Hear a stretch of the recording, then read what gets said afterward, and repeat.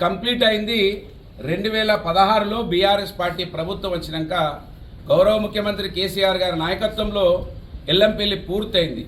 అంటే మీరు బ్యారేజే కంప్లీట్ చేయలేదు, మీరు ఎల్లంపల్లి ప్రాజెక్ట్నే పూర్తి చేయలేదు.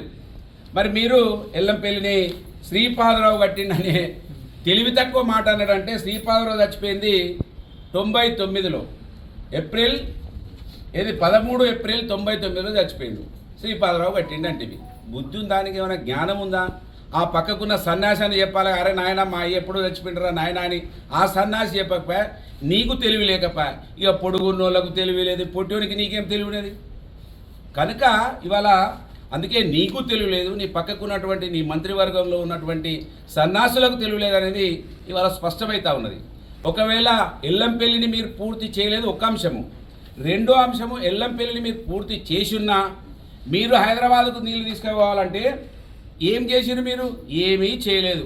మొబిలైజేషన్ అడ్వాన్సులు తీసుకునుడు, జేబులు నింపుకునుడు, ఊర్ల మీద పైపులు పడేసుడు, కాలువలు కొంచెం ఎక్కడన్నా వీలున్న కాడ తవ్వుడు, డబ్బులు దోసుకున్నారు తప్ప ఆ రోజే జలయజ్ఞం ధనయజ్ఞం అని పుంకాలుగా స్టేట్మెంట్లు వచ్చినాయి.